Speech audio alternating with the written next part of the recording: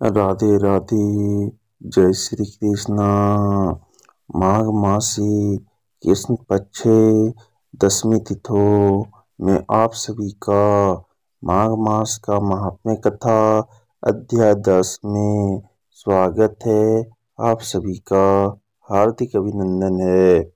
आमदूत कहने लगे कि हे वेश्य, एक बार भी गंगा जी में स्नान करने से मनुष्य सब पापों से छूटकर अत्यंत शुद्ध हो जाता है।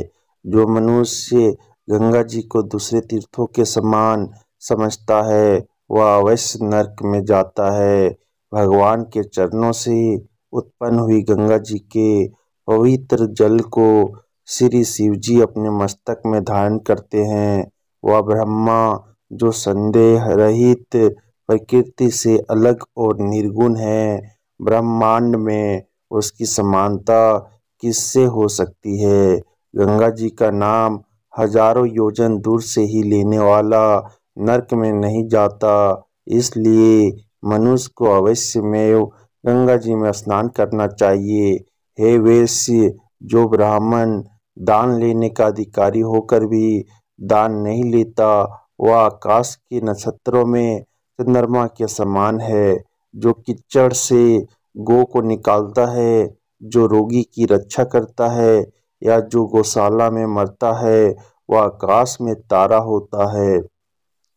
प्राणायाम करने वाले मनुष्य सदैव उत्तम गति को प्राप्त होते हैं। प्रातः के समय स्नान के बाद जो सल्लो प्राणायाम करते हैं वह घोर पापों से बच जाते हैं। जो प्राय स्त्री को माता समान मानते हैं वह अम्म की यातना को नहीं भोगते। जो मन से भी कभी पर स्त्री का चिंतन नहीं करता वह दोनों लोगों को अपने अधीन करता है। जो प्राय धन को मिट्टी के समान समझता है वह स्वर्ग में जाता है। जिसने क्रोध को जीत लिया मानो उसने स्वर्ग को ही जीत लिया।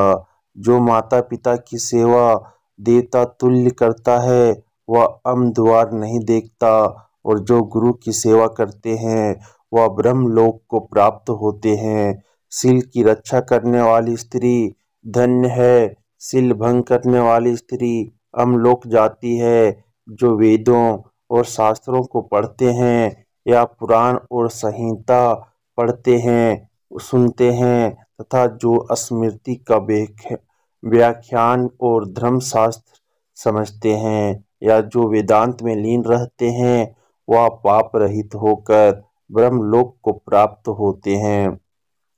जो अज्ञानियों को वेद शास्त्र का ज्ञान देते हैं वे देवताओं से भी पूजित होते हैं। अमदूत ने कहा कि वेश्य श्रेष्ठ अमराज ने हमको वही आज्ञा दे रखी है कि तुम किसी वैष्णव को मेरे पास मत लाओ।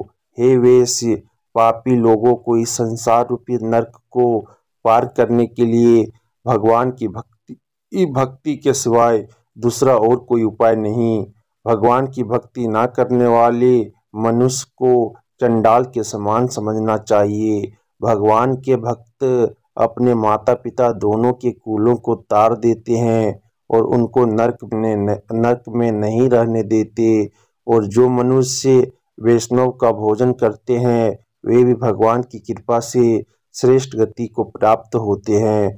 बुद्धिमान को सदैव वैष्णव का अन्न खाना चाहिए। इससे बुद्धि पवित्र होकर मनुष्य पाप नहीं करता।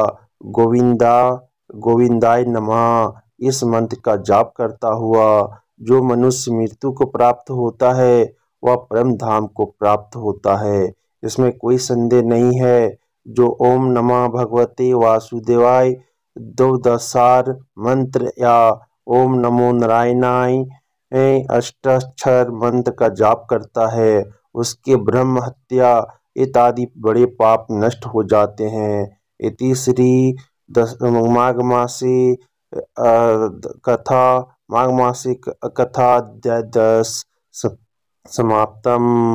हरि शरणम।